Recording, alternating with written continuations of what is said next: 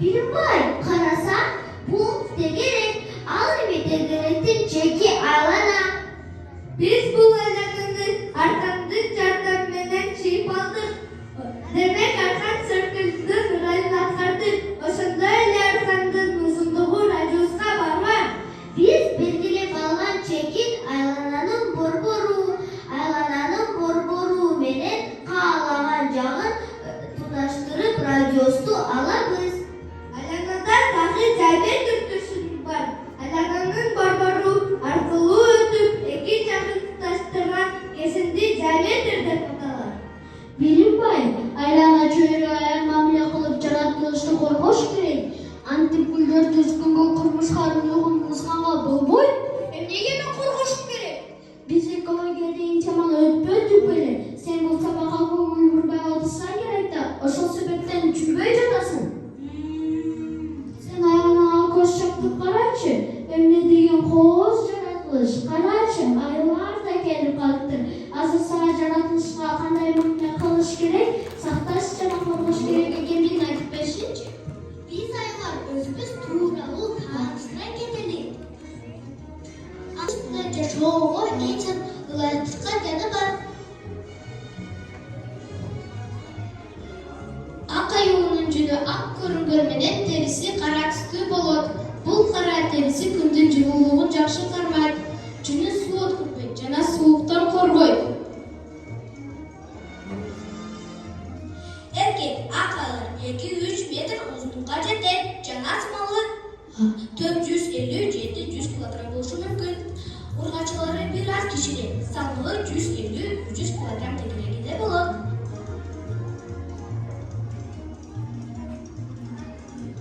Ак aylar жырткыч мусулман. Негизги азыгы томуз балыгы жана башка бирлер. Алар элдин буз устунда чыгып кылышат. Жана тилердердин дебау үчүн чыккан эшиктерин күтүшөт. Ак аюулардын май тармары абдан калың 10 сантиметрге чейин болуп, муздак суу менен абанын температурасына каршы коргоо берет. Жырткычтын күчтүү жеткизүү жөндөмү бар. Алар 1 километр азлыгынан түнөкти байкай алышат. Кызыктуу фактlar. Ак aylar өз аймагын катуу коргошот жана көпүрчүндө чалышышат. Муз устунда алар 40 км/саат ылдамдыкка чейин жүгүрө алышат. Билим деген заттардан алынган адам, жаныбар, өсүмдүк жана микроорганизмдердин өз ара байланышы аларды курчап турган чөйрө жаатты изилдөөчү илим. Адам жаратылыштын бөлүгү. Адамдарга экологияга келтирген зыяндары. Өсүмдүктөрдү кыйышат, таштандыларды ташташат. Ушунун баары эле терс таасирин тийгизет. Эми мен билдим. Мамиле кылышыбыз керек экен да. Билимбай, сен грамматика көзүнө шашылып, асманды болуп каттап келе жатар. Жамылга кылбай этеле жети бар. Улуу? Ал кайда пайда болду? Мен булту көрүнгөн жанат.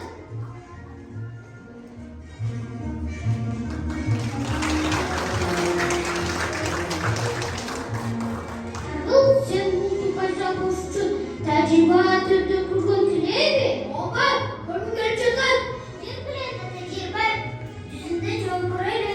Ölçü karıcıktan 0,5 butulka, suyuk samım, su salfetка. Алгач бөтөлкөнү кесип алып, салфетканы бөтөлкөгө байлайбыз. Жай күтүшкө суюк самыдан 4-5 тамчы алып ага бир аз суу куюп, аралаштырабыз. Даяр болгон суюктукка бөтөлкөнү малып, бөтөлкөнүн озунан үйлөйбүз.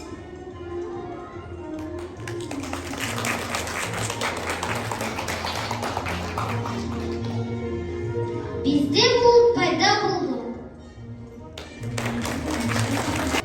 Туура эле айткан экенсиң.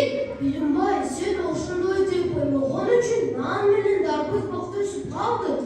Сен берилген тапшырмаларды туура аткарып, кайра ордуна келтиришиң керек. Болбосо грамматика өлкөсүнө жете албайсың. Мен ченелеп буларды бакта өсөт деп ойлогом. Бизге бул тапшырмаларды аткарганга китептери жардамга келсинчи. Билимбай, биз сага жардам берели. Сен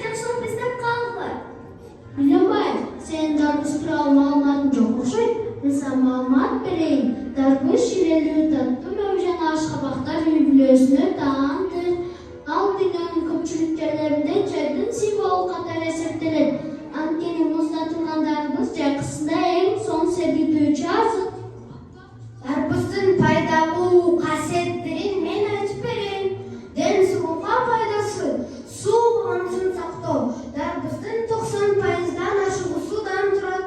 Бул организмди нымдаштырат. Антиоксиданттар, ликопин жана витамин С эркин радикалдарга каршы күрөшүп, организмди жашартат. Кан басымын түшүрүү, калий, кан тамыр системасын колдоп, кан басымын төмөндөтүүгө жардам берет. Иммунитеттин бекемдөө, витамин С иммундук системасын бекемдейт. Бөйрөккө жакшы.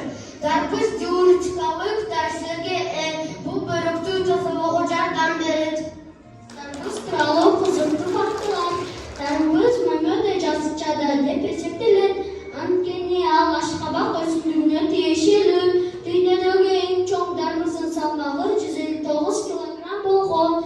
Кытай дарбыз өндүрүү боюнча дүйнөдө биринчи орунда. Жүргүлө көрсөтпөйүн. Дарбыз бакта эмес, жерге ийгилип бышат. Мына дарбыз ушундай болуп бышат. Нан сыналганда бакта өспөйт. Ал дасторконго келгенге чейин бир топ татаалыңды талап кылат. Дыйкандар жерде айдашат. Андан соң теңизден тырмай, жайайы сугарып багышат. Көзүндөн бышкан кезде комбайн менен жыйнап алышат. Андан соң буудай тегирменге барат, un алынат. Ундан камыр жуурулуп, ар түрдүү нандар жасалат. Мага нан деген сөзгө сынгбай түзүп бергилечи. Менин байга жардам берип, мен түзүп берейин.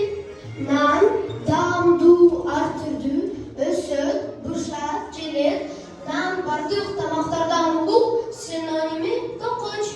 Эми мен билдим. Силерге рахмат. Берилген тапшырмаларды убагында аткарып, эсине сактап калат деп ишенем. Чыда, силер болушубуз керек. О, суусундук. Бул акчага сатылбайт. Бизге жардам берип, бул жемиштердин салмактарын табылсаңар, аны нече аласыңар? Урматтуу ата-энелер, бизге дарбыз, анар, жүзүм жана ананастын салмактарын тапканга жардам берип коесуздарбы? Биринчи тараса менен экинчи тарасын кошсок, 3 шиңил жүзүм, ананас жана арбуздун салмагы чыгат. Мынантын кошууну 29га барабар. Туура бул шиңилдин салмагы 1 шиңилдики тапсак, 12-ни 3-кө бөлсөк 4 чыгат. Бул 1 шиңилдин салмагы. Экинчи сураттагы арбуз менен 1 шиңил жүзүмдүн салмагы 3 болсо, арбуздун тапсак 13 кемти 4. Демек арбуздун салмагы 9 килограмм чыгат. Төртүнчү таразадагы ананас менен дарбыздын салмагы 17 килограмм болсо, дарбыздыкын кемитсек 17 кемитүү 9 барабар 8 килограмм. Мындан ананастын салмагы 8 килограмм экенин таба алдык. Үчүнчү таразадагы эки анар, бир дарбыздын салмагы 15 килограмм болсо, дарбыздыкын кемитсек эки анардын салмагы 15 кемитүү 9 барабар 6 килограмм. Мындан бир анардыкын табыш үчүн 6-ны 2-ге бөлүп, бир анардын салмагы 3 килограмм экенин таба алдык. Бул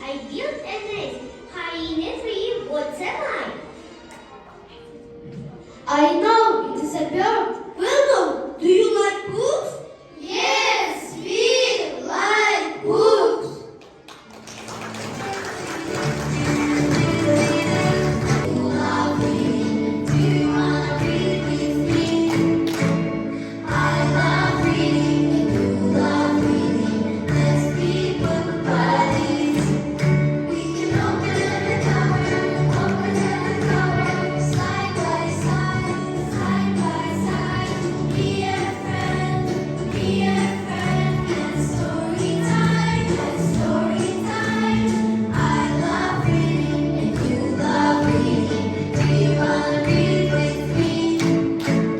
I love reading and you love reading. Let's be book buddies.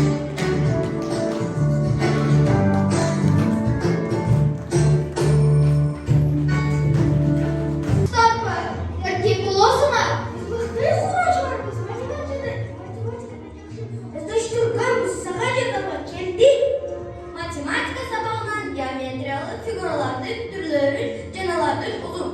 Doğrasın, ayağında tapkanların götürür. Benim bay senin bölümünün uzun durası kaça metre? Benim bölümümdün uzunu 4 metre. Durası 1 metrege kıska. Uşunda men bölümümdün hayatı kaça?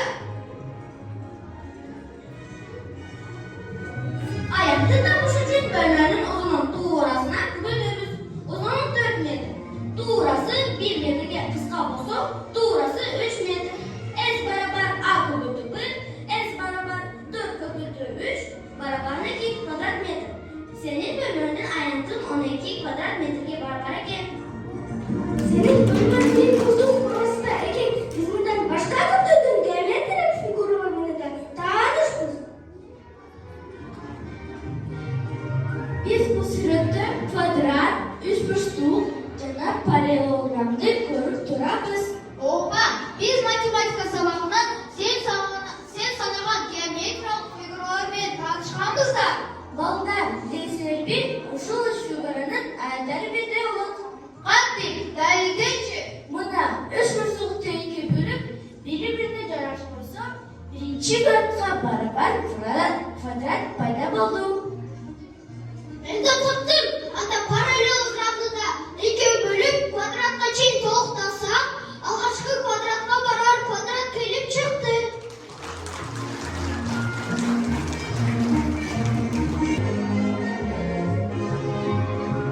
Это кто? Это же учебник русского языка. Да, верно. Это мой учебник русского языка. Здравствуй, учебник. Здравствуй, Перебай.